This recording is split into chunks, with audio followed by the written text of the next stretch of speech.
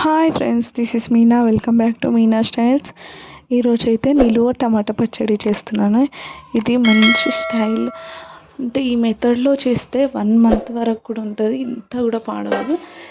ఈ టమాటా పచ్చడి ఏంటంటే ఇంకా ఊరిన కొద్ది పులుపు ఎక్కి ఆయిల్ అంతా పైనకు వస్తూ ఉంటుంది. సూపర్ టేస్ట్ అవుతుంది.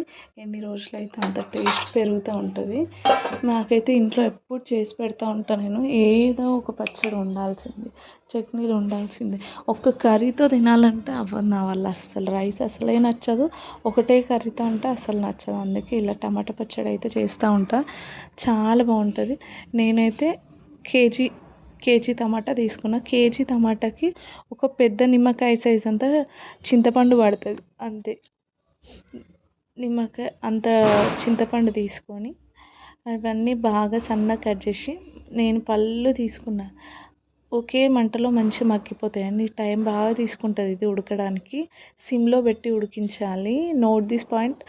అల్యూమినియం బౌల్లో మాత్రం అస్సలు ఉడికించొద్దు. అల్యూమినియం బౌల్లో ఉడికిస్తే అల్యూమినియం మొత్తం ఈ పులుపుకి మొత్తం ఫుడ్లోకి కలిసిపోతుంది, ఆ చట్నీలోకి కలిసిపోయి అది చాలా విషంలాగా అవుతుంది. అందుకే స్టీల్ బౌల్లోనే ఉడకబెట్టాలి. స్టీల్ బౌల్లో ఊరికే అడుగంటుతూ ఉంటుంది మంట పెద్దగా పెడితే. అందుకే సిమ్లో పెట్టి ఉడికిస్తూ ఉండాలి. నాకైతే డే పట్టింది కేజీ టమాటా చట్నీ చేయడానికి. మార్నింగ్ ఉడకబెట్టాను, కొంచెం రసం రసం వచ్చింది. అది కూల్ అయిన తర్వాత మళ్ళీ తీసి దాన్ని మిక్సీ పట్టి మళ్ళీ ఒక 1/2 అవర్ 1 అవర్ ఉడకబెట్టాను. అది ఉడికి తర్వాత కూల్ అయ్యి మళ్ళీ ఉడకబెట్టడానికి నాకైతే చాలా టైం పట్టింది. అది మొత్తం పేస్ట్లా మంచిగా ఉడికిన తర్వాత జీలకర్ర మెంతుల పొడి వేసేసి బాగా వేడిగా ఉన్నప్పుడే ఒక సైడ్ అది వేడిగా ఉడకబెడుతూ ఇంకో సైడ్ పోపు పెట్టాలి. పోపులో జీలకర్ర మెంతులు ఆవాలు ఇంకా వెల్లుల్లి కరివేపాకు ఎండుమిర్చి ఉంటే వేయచ్చు. నాకైతే ఎందుకో దీంట్లో మెత్తగా అయిపోతాయి, నాకు ఆ టేస్ట్ నచ్చదు. ఎండుమిర్చి తింటే కరకర తింటే చాలా బాగుంటుంది, అందుకే నేను అదైతే వేయను.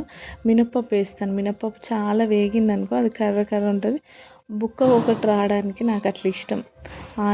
ఏంటి పల్లి ఇంకా మినప్పప్పు వెల్లుల్లి చాలా వేస్తాను.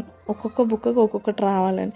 నాకు ఏది ప్లెయిన్గా తినడం నచ్చదు, ఏదో పన్ను కింద నలుగుతూ ఉండాలి. అట్లా అయితే చాలా బాగుంటుంది టేస్ట్. నాకైతే అలా ఇష్టం. ఇంకా మార్నింగ్ చేసిన ఎగ్ కర్రీ ఎగ్ కర్రీ టమాటా చట్నీ, ఒక మిర్చి పక్కకి. మిర్చి కానీ ఆనియన్ కానీ నాకు చాలా ఇష్టం. అట్లా ఈ టమాటా చట్నీ వేడి వేడి అన్నం, ఇది చాలా వేడి వేడిగా ఉంది, దాంట్లో ఇలా నంచుకొని తింటే సూపర్ టేస్ట్. నెయ్యి ఉండాలి, ఇంకా నెయ్యి వేసుకొని తింటే అసలు చికెన్ మటన్ వేస్ట్. ఇంకా ఈ ఫుడ్ అంత బాగుంటుంది. మీరు కూడా ట్రై చేయండి.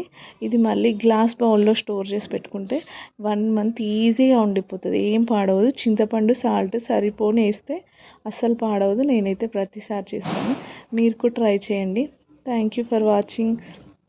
ఇంకా ఏదైనా సజెషన్స్ ఉంటే నాకు ఇవ్వండి. Thank you for watching. Please subscribe my videos. Bye friends.